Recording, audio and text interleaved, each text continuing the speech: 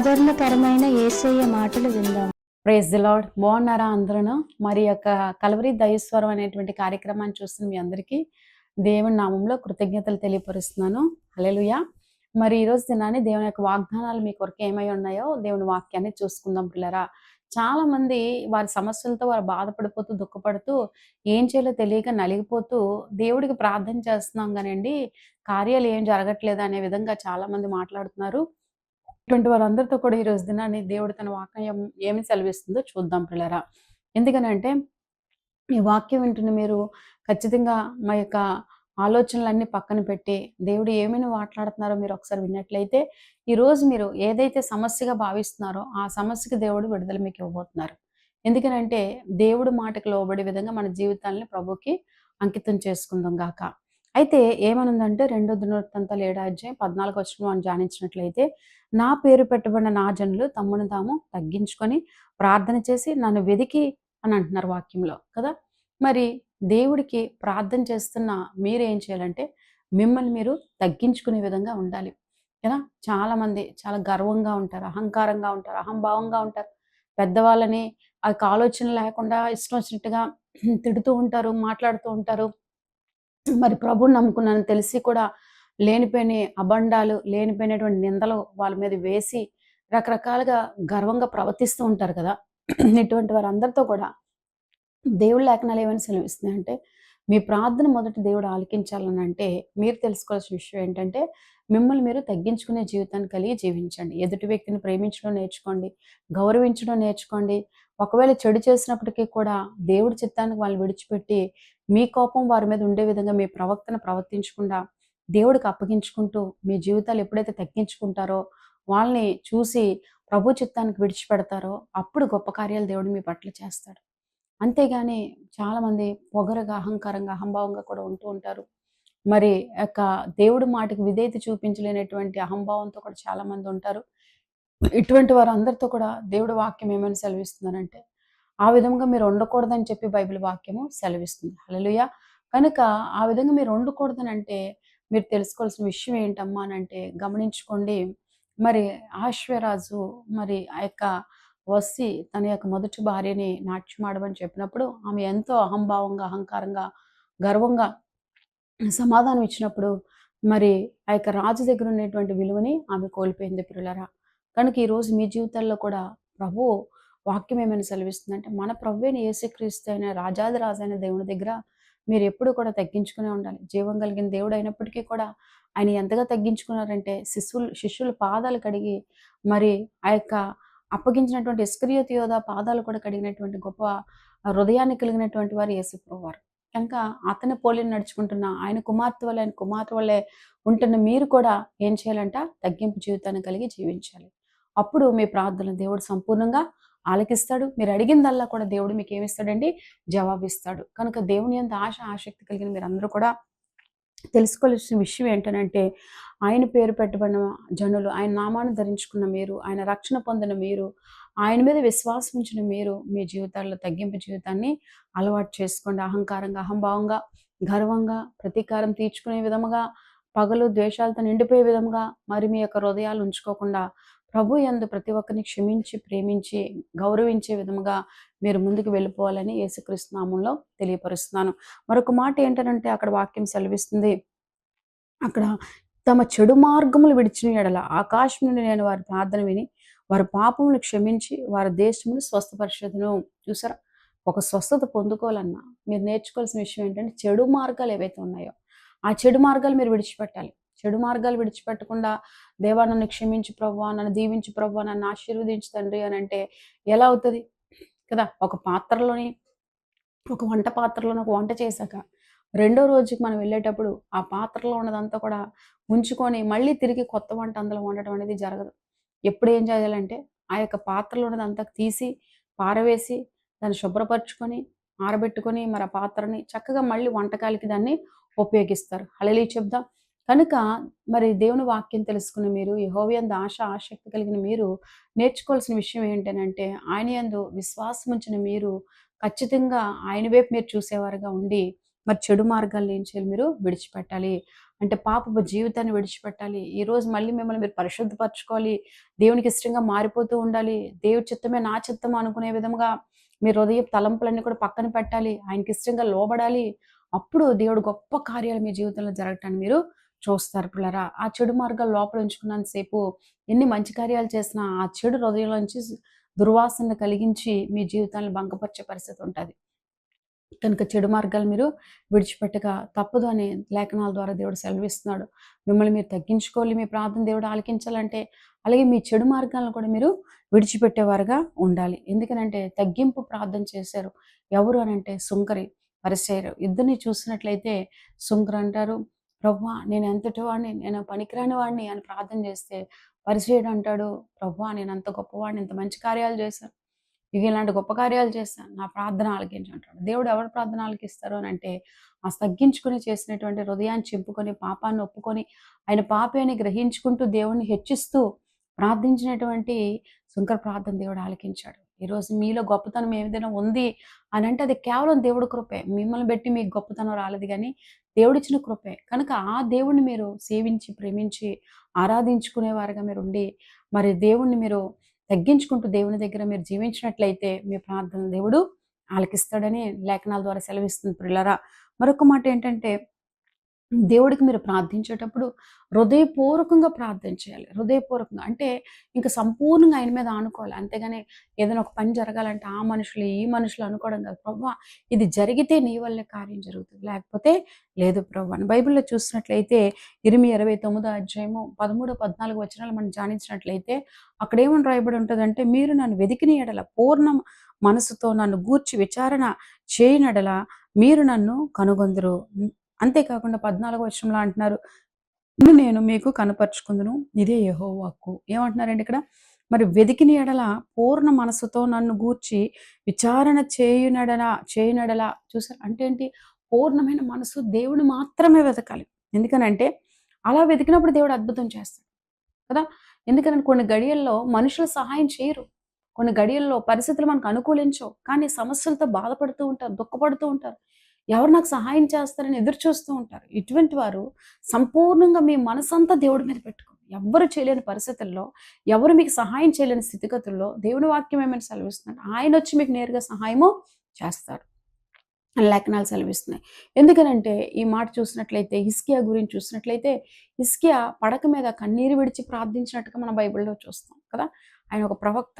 అయితే మరి ఏం జరిగిందనంటే ఇతని గురించి మనం చూసినట్లయితే మరి గొప్ప సాక్ష్యం మనం వినొచ్చు. ఆయన ఏమంటాడంటే అటు యెషయా ప్రవక్త వచ్చి ఏం చెప్తారంటే, మరి నీ సామాగ్రిని సర్దేసుకో అని చెప్పినప్పుడు మరి ఆయన ఏం చేస్తాడనంటే, నా సామాగ్రి నన్ను సర్దేసుకోమంటున్నారు ఏంటి అని చెప్పి ఆలోచన కలిగి వెంటనే ఆయన ముఖం గోడ తట్టు తిప్పుకొని ఏం చేస్తారంటే అండి, కన్నీరు విడిచి ప్రార్థన చేస్తారు. ప్రభువా నా యథార్థత నువ్వు జ్ఞాపకం చేసుకో. అంటే పూర్ణ మనసుతో ఎవరి మీద అనుకున్నారైనా దేవుడి మీద అనుకుని ఆయనకి ఆయుష్ ఇమ్మని అడగలేదు కానీ నా యథార్థత నువ్వు జ్ఞాపకం చేసుకో అనేటప్పుడు వెంటనే దేవుడు అతని హృదయంలో ఉన్న ఆశని నెరవేర్చే విధముగా 15 సంవత్సరాల ఆయుష్ దేవుడు అతనికి అనుగ్రహించాడు ప్రియులారా. ఈరోజు దినాన్ని మీ జీవితాల్లో కూడా అలా ప్రభు మీద ఆధారపడండి. దేవుణ్ణి అడగండి. మీకేం కావాలన్నా, ఏం చేయాలన్నా ఆయన మీద సంపూర్ణంగా ఆధారపడినట్లయితే పూర్ణ మనసుతోటి ఖచ్చితంగా దేవుడు మీ ప్రార్థన ఆలకిస్తాడని ఈ సమయంలో హిజ్కియా ప్రార్థన ఆలకించే దేవుడు మీ ప్రార్థన కూడా ఆలకిస్తాడని జ్ఞాపకం చేస్తున్నాను ప్రియులారా. మరొక మాట ఏమనుందనంటే చాలామంది ప్రార్థన చేస్తారు గానీ, విశ్వాసం ఉండదు వాళ్ళకి. అంటే ఏదో ప్రార్థన చేయాలి నామకే వాస్తువుగా ప్రార్థనలు చేస్తారు. ప్రభు అది ఇవ్వు ప్రభు, ఇది ఇవ్వు ప్రభు, ఇది కావాలి ప్రభు, అది కావాలి ప్రభు, యేసు నామంలో అడుగుతున్నాను తండ్రి ఆమేన్ అని ప్రార్థన అయిపోద్ది. ఎప్పుడైతే వీళ్ళు ఆసక్తిగా ప్రార్థన చేసినప్పుడు కూడా పక్కన ఉన్నటువంటి సహోదరియో, సహోదరుడో లేకపోతే కుటుంబ సభ్యులు ఎవరినైనా, లేకపోతే స్నేహితులు ఎవరైనా, ఇరుగు పొరుగు వారు ఎవరైనా తనతో ఎవరో ఒకళ్ళు మరి ఏంటి నువ్వు పెద్ద ప్రార్థన చేస్తావు దేవుడు ఆలకిస్తాడా? దేవుడు విడుదలిస్తాడా? ఏంటి ఈ మాటలు? ఇవన్నీ వట్టి మాటలే అని అనుకుంటారు. అంటారు. అన్నప్పుడు అది విన్న మీరు నిజమే నాకు అలాగే అనిపిస్తుంది. ఏదో మరి చెయ్యాలి కదా! చేశాను ప్రార్థన అనే స్వభావంతో ఉన్నారంటే మీలో విశ్వాసము లేనట్టే. మరేం చేయాలమ్మా అంటే మీరు ప్రార్థన చేసినప్పుడు ఎవరు ఎన్ని మాటలు చెప్పినా సరే దేవుడు చెప్పిందే జరుగుతది అని చెప్పి మీ మనసులో దృఢ సంకల్పంతో మీరుండాలి. అలా ఉండి మళ్ళీ మీరు ప్రార్థన చేసేవారుగా ఉండాలి. అప్పుడు దేవుడు మరి నీ విశ్వాసం గొప్పది కుమారి, నీ విశ్వాసం గొప్పదని ఒక స్త్రీతో చెప్తారు కదా! ఏమనంటే ఆ స్త్రీ అంటది, మరి యేసుప్రభు వారి దగ్గరకు వచ్చి, అయ్యా నా కుమార్తెకి నువ్వు మాట మాత్రం సెలవిస్తే స్వస్థ వస్తుంది అని చెప్పినప్పుడు అంటారు అతను, మరి నేను ఇచ్చే ఆహారం మరి కుక్క పిల్లలకి పెట్టను అని చెప్తాడు. నా పిల్లలు తప్పించి కుక్క పిల్లలకి పెట్టను అనేటప్పుడు ఆమె అంటది, అయ్యా కుక్క పిల్లలు యజమానుడు తింటున్నటువంటి రొట్టె ముక్కలు, జారుతున్న రొట్టె ముక్కలు తినొచ్చు కదా అని చెప్పి ఆమె యేసుప్రభుతో సంబోధించినప్పుడు యేసుప్రభు వారు అంటారు, మరి కుమారి నీ విశ్వాసము గొప్పది, నీవు కోరినట్టు నీకు జరుగునుగాక అని అంటారు కదా. ఎంత గొప్ప మాట ఆ మాట. నీవు కోరినట్టు నీకు జరుగునుగాక అని ఆమె ఏ కోరికతో వచ్చింది, దాని బిడ్డను కాపాడుకోవాలని కోరికతో వచ్చింది. అంటే ఇక్కడ ఈ మాట ఎందుకు చెప్తున్నానంటే, విశ్వాసం అంటే మీలో ఎన్ని ఒడిదుడుకులు ఎవరు ఎన్ని చెప్పినప్పటికీ కూడా దేవుడు నాతో చెప్పింది ఖచ్చితంగా దేవుడు నాకు చేస్తాడు. మీకు ఏదైతే కావాలో అది ప్రభు ఎందుకు వచ్చి అడిగితే ఖచ్చితంగా మీరు అడిగింది దేవుడు మీకు దయచేస్తాడు. దీన్ని మీరు నమ్మాలి. నమ్మితేనే దేవుడి మహిమను మీరు చూస్తారు. నమ్మకపోతే దేవుని కార్యాలు మీరు చూడలేరు. కనుక ప్రార్థన చేసేటప్పుడు మీలో ఏముండాలండి? విశ్వాసం ఉండాలి. మరొక మాట చూసినట్లయితే బైబిల్లో ఏమని రాసి ఉంటుందంటే, యాకోబు 5:16 మనం ధ్యానించినట్లయితే, మీరు ప్రభువైన యేసుక్రీస్తు వారి కొరకు ప్రార్థించి మీ సమస్యల నుంచి మీరు విడుదల పొందాలని అంటే మీరు నీతిమంతులుగా జీవించిన వారై ఉండాలి కదా. మీరు నీతిమంతులుగా జీవించిన వారే ఉన్నప్పుడు దేవుడు ఖచ్చితంగా మీ ప్రార్థన ఆలకించి మీకు జవాబుని దేవుడు సమృద్ధిగా ఇస్తాడు. ఎందుకనంటే బైబిల్లో యాకోబు 5:16 మనం ధ్యానించినట్లయితే, మీ పాపములు ఒకరితో ఒకడు ఒప్పుకొనిడి మీరు స్వస్థత పొందినట్లు ఒకరికొరకు ఒకడు ప్రార్థన చేయుడి అని బైబిల్ సెలవిస్తుంది. దానికి నెక్స్ట్ వచ్చిన నీతిమంతుల విజ్ఞాపన మనోపూర్వకమైనది బహు బలము గలదై ఉండెను. చూసారా, నీతిమంతుల విజ్ఞాపన ఎలా ఉంటుందంట? మరి బహు బలము గలదై ఉండెను. పేతురు యేసుప్రభుతో నడిచి యేసుప్రభు శిష్యుడిగా ఉన్నప్పటికీ కూడా ఒక దగ్గర ఏం చేస్తాడంటే తన అవిశ్వాసాన్ని వ్యక్తపరిచే విధంగా, యేసుప్రభు వారు మీకు తెలుసా అంటే, యేసుప్రభు వారు ఎవరో నాకు తెలియదు. అప్పటికే దేవుడు చెప్పి ముమ్మారిని బొంకదు అనే మాటని నెరవేర్చబడ్డది. కనుక ఈ వాక్యం తెలుసుకున్న మీరు, దేవుడి యందు ఆసక్తి కలిగిన మీరు ఏం చేయాలనంటే, మరి పేతురు ఎలా అయితే మరి పశ్చాత్తాపడ్డాడు, చేసిన తప్పును ఒప్పుకున్నాడు, విడిచిపెట్టాడు. ప్రభువా ఇక మీదటి నుంచి నేను అలా చేయను ప్రభు, నేను అలా ఉండను ప్రభు, నీ మాట చెప్పి నేను ఉంటాను ప్రభు, నన్ను క్షమించు తండ్రి, ఒక్క అవకాశం ఇస్తే మరి నీ కొరకు నేను ప్రకటిస్తాను తండ్రి అని దేవుడు నీ వేడుకున్నప్పుడు మరి పేతురు వెంటనే నీతిమంతుడిగా దేవుడు అతన్ని ఆశీర్వదించి అతని సంఘాన్ని పాలన చేయమని దేవుడు చెప్పాడు. సో మీ జీవితాల్లో, నా జీవితాల్లో, మన జీవితాల్లో కూడా నేర్చుకోవాల్సిన విషయం ఏంటంటే, ప్రతి మనిషి ఎక్కడో దగ్గర తప్పు చేస్తూనే ఉంటారు. ఈ తప్పు నుంచి మీరు విడుదల పొందాలంటే మీరు ఏం చేయాలండి? ప్రభు యందు విశ్వాసం ఉంచిన మీరు మరి పశ్చాత్తాపడి ప్రభు ఎదుట పేతురు వలె నీతిమంతులుగా తీర్చబడి మరి ఆయన మీ ప్రార్థన ఆలకించే విధంగా మీ ప్రవక్తన ఆయన దృష్టిలోని ఆయనకు అంగీకారంగా ఉండును గాక. ఎప్పుడైతే అలా ఉంటారో దేవుడు మీ జీవితాల్లో ఏం చేస్తాడంటే అండి, అద్భుతమైన కార్యాలు చేస్తాడు. హల్లెలూయా. కనుక వాక్యం తెలుసుకున్న మీరు, దేవుడి యందు ఆసక్తి కలిగిన మీరు నేర్చుకోవాల్సిన విషయం ఏంటంటే, ఆయన యందు సంపూర్ణమైన నమ్మిక ఉంచుదురుగాక. మరొక మాట చూసినట్లయితే బైబిల్లో మరి దేవుడి మాటకి మీరు ఏం చూపించాలంటే అండి, విధేయత చూపించేవారుగా ఉండాలి కదా. చాలా మంది ఈ రోజు దినాన్ని దేవుడి మాటకి విధేయత చూపించరు. అలాగేనండి, చర్చ్లో దైవజనులు చెప్పేట్టు, బాబు నువ్వు ఇలా ఉండాలి, అమ్మ నువ్వు ఇలా ఉండాలి, అలా చేయకూడదు కదా. ఈరోజు చాలా మంది బయట చూసినట్లయితే అబ్బాయిలు అమ్మాయిలు ఇష్టపడి ప్రేమించి మరి ఒకళ్ళొకళ్ళు చీట్ చేసుకుంటున్నారు, ఒకళ్ళొకళ్ళు మోసం చేసుకుంటున్నారు. అవసరాన్ని బట్టి అమ్మాయి, అవసరాన్ని బట్టి అబ్బాయి ఉపయోగించుకుంటూ మరి ఎంతోమంది ఆడవాళ్ళు మగవాళ్ళ మీద దారుణంగా వాళ్ళని హత్య చేయటం కానీ, అలాగే మగవాళ్ళు ఆడవాళ్ళ మీద దారుణమైన హత్యలు చేయటం కానీ జరుగుతూ ఉన్నాయి. కారణం ఏంటి అని బైబిల్ వాక్యం సెలవిస్తుందంటే, దేవుని మాటకు విధేయత చూపించకపోవడం వల్లే ఒకరినొకరు ప్రేమించుకోలేకపోతున్నారు, ఒకరినొకరు గౌరవించుకోలేకపోతున్నారు, ఒకరినొకరు బంధానికి కట్టుబడి జీవించలేకపోతున్నారు. ఎవరి స్వార్థం వాళ్ళని ఏలుతూ చివరికి దాని అంతం మరణాన్ని రుచి చూసే పరిస్థితి, అని చనిపోయిన వారి పరిస్థితి, బ్రతికిన వారి పరిస్థితి చూస్తే వాళ్ళ ఒక హంతకులు అనేటువంటి వాళ్ళ పరిస్థితి ఎదురవుతుంది. కారణం ఏమిటి అని అంటే, దేవుడి మాటకు విధేయత చూపించకపోవటమే. కనుక ఈరోజు మీరు నేర్చుకోవాల్సిన విషయం ఏంటంటే, దేవుని మాటకు మీరు విధేయత చూపించేవారుగా ఉండాలి. ఉన్నప్పుడు పాము వలె వివేకంగా ఉంటూ, పావురం వలె నిష్కపటంగా జీవిస్తూ మీ యాత్రా జీవితాలు ముగించుకొని దేవుడు రాకళ్ళు ఎత్తబడేవారుగా ఉంటారు పిల్లరా. బైబిల్ సెలవిస్తుంది ఏమనంటే, 1 యోహాను 3:23 మనం చదివినట్లయితే, ఆయన ఆజ్ఞలు గైకొనేవాడు ఆయన యందు నిలిచియుండును, ఆయన వాని యందు నిలిచియుండును, ఆయన మన యందును నిలిచియుండును కదా. దేవుడి మాటకి ఆజ్ఞ గైకోవడం అంటే ఆయన చెప్పిన మాట విధేయత చూపించడమే. అప్పుడు ఆయన యందు మీరు, మీ యందు ఆయన కదా. దానియేలు మీద కూడా సింహాల బోన్లో వెయ్యాలి అనేటువంటి విధానాన్ని చూసినట్లయితే దానియేలుని మరి ఆయన దేవుడి ఆజ్ఞకు లోబడి జీవిస్తున్నాడు. దేవుడికి చేసే ప్రార్థన దేవుడికి చేసుకుంటున్నాడు. అది చూసిన వారు గిట్టక ఇతన్ని మరి సింహాల బోన్లో ఏసేయాలనే ఉద్దేశంతో వేసినప్పటికి కూడా ఆయన యందు ఎవరు నిలిచి ఉన్నారు? దానియేలు యందు దేవుడు నిలిచి ఉన్నాడు కదా. అదే ఇక్కడ చెప్తున్నారు ఏమన్నానంటే ఆయన ఆజ్ఞలు గైకొన్నవాడు ఆయన యందు నిలిచి ఉండును, ఆయన వాడి యందు నిలిచి ఉండును, మన యందు ఆయన నిలిచి ఉన్నాడు. నిజంగా అందువల్లే దానియేలు సింహాలేమి చేయలేకపోయి ప్రియులారా. కనుక ఈ రోజు దినాన్ని మరి అక్కడ కిందన వాక్యం ఉంది, ఆయన మనకు అనుగ్రహించిన ఆత్మ మూలంగా ఏమంటున్నారంటే తెలుసుకొనుచున్నాము కదా. ఎన్నో వాక్యం అండి ఇది.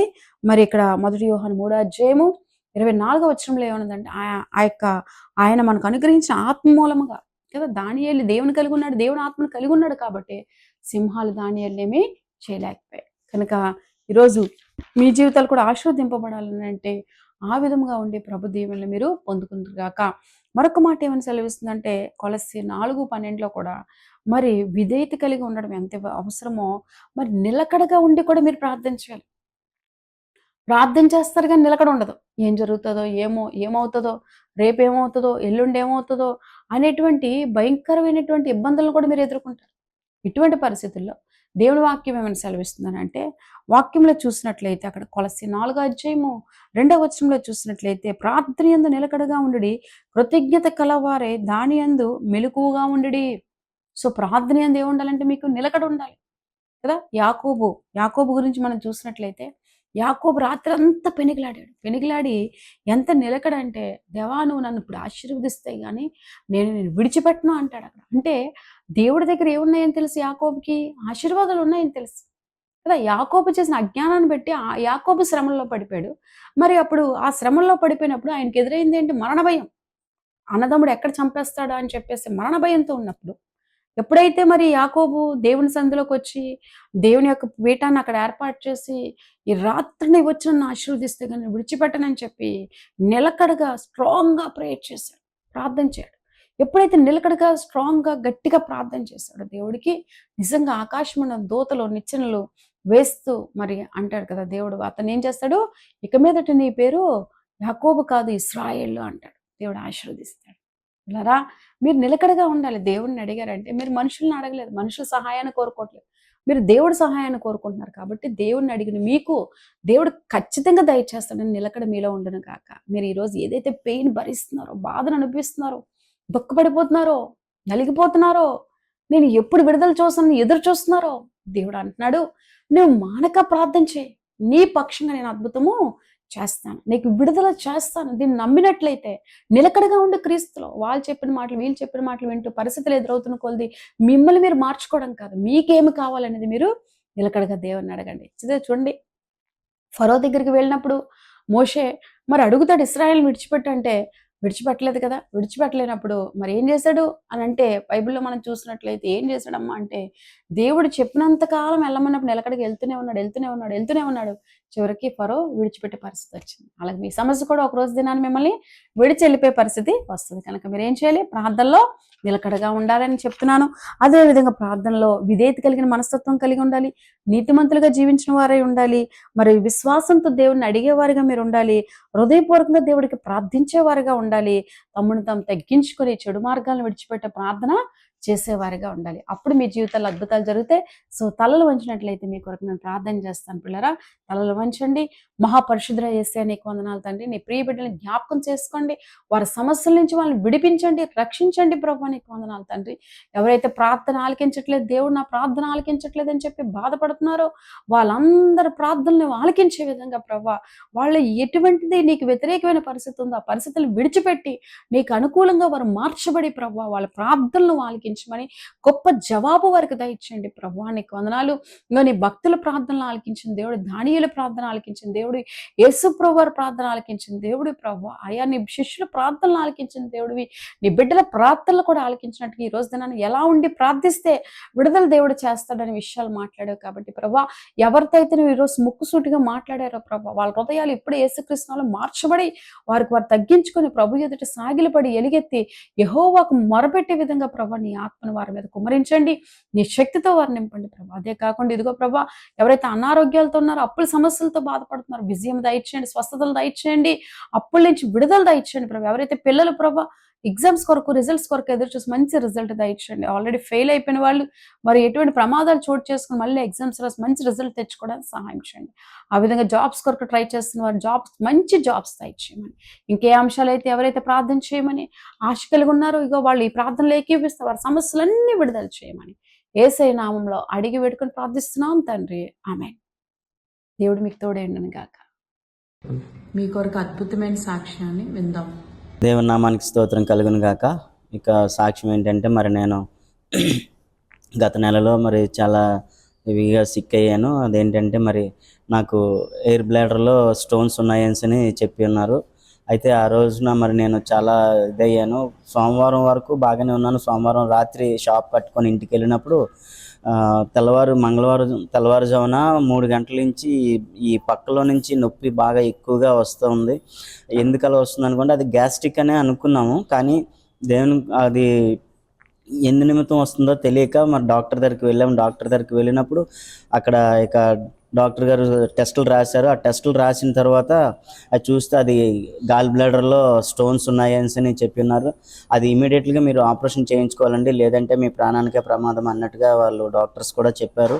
అయితే ఆ తర్వాత మేము ఈ యొక్క జీసస్ కింగ్డమ్ చర్చ్కి వచ్చిన కాడి నుంచి దైవ సేవకురాలు మా కొరకు, నా కొరకు, మా కుటుంబం కొరకు దినదినము ప్రార్థన చేస్తూ ఉన్నారు. అలాగే సంఘం కూడా మా కొరకు ఎంతో ప్రార్థన చేస్తూ ఉంది.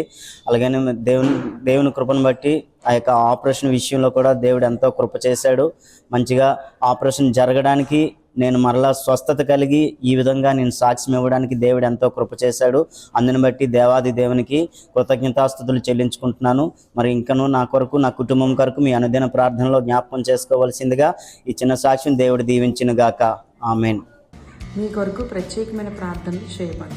Praise the lord. ప్రియులారా, మరి మీ అందరి కొరకు నేను నిత్యము విజ్ఞాపన ప్రార్థన చేస్తున్నాను.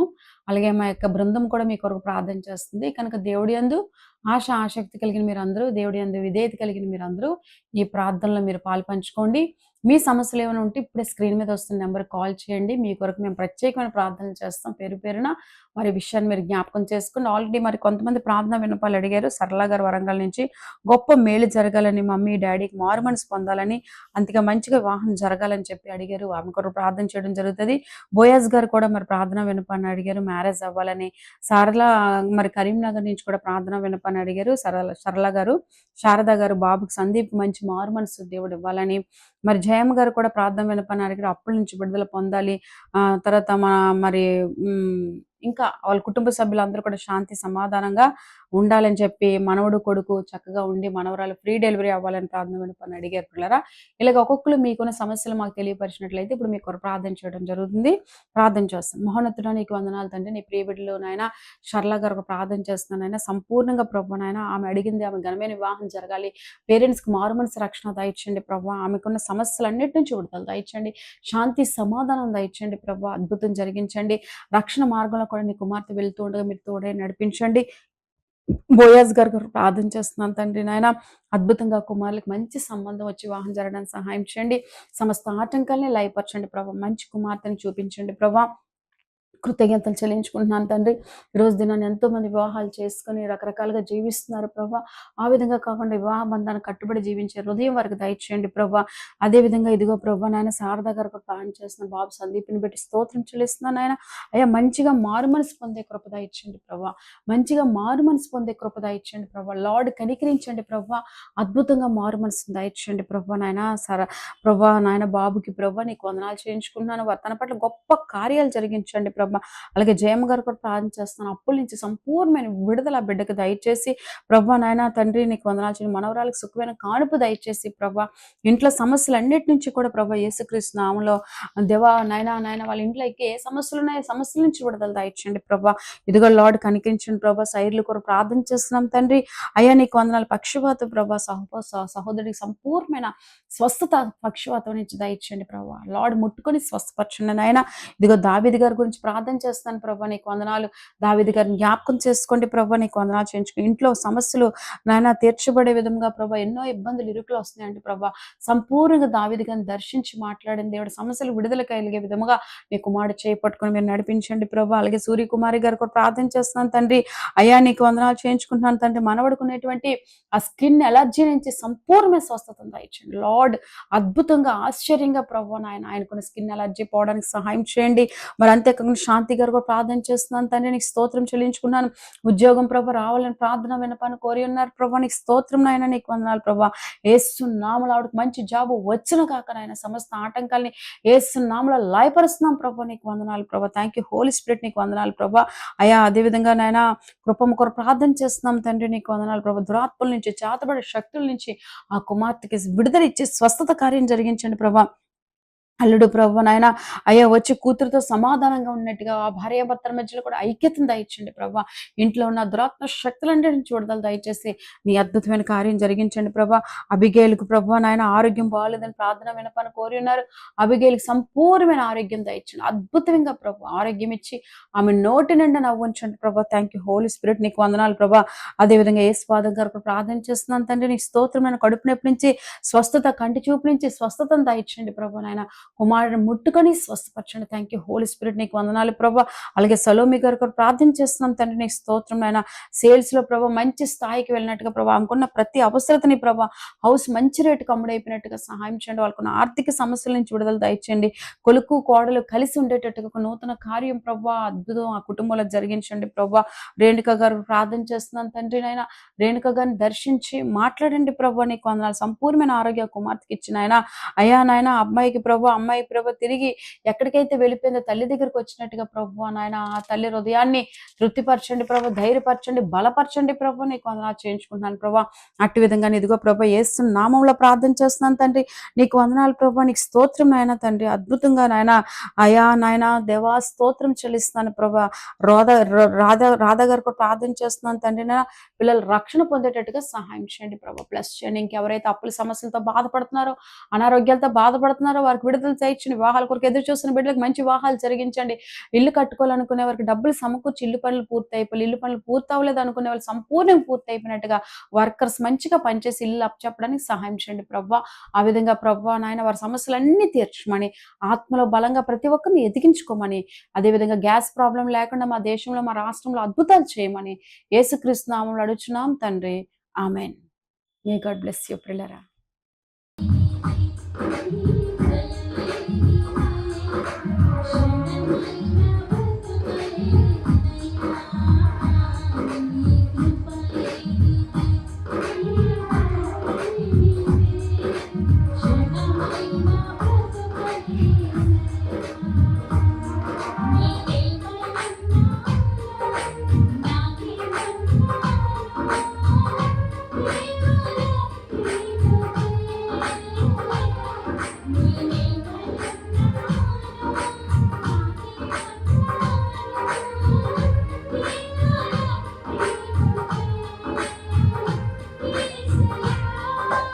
బాధపడుతున్నా రండి జీసస్ కింగ్డమ్ చర్చ్కి.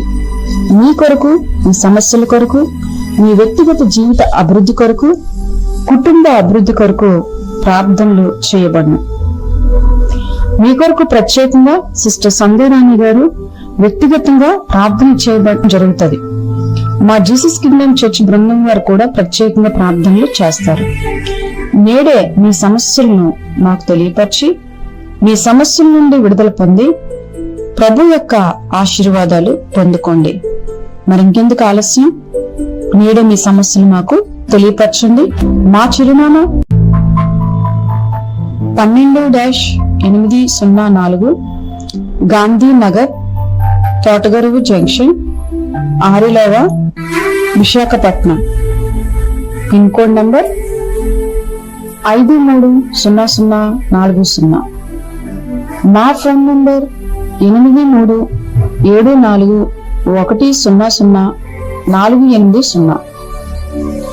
8374644755 కనుక మా ఫోన్ నంబర్ని సంప్రదించండి.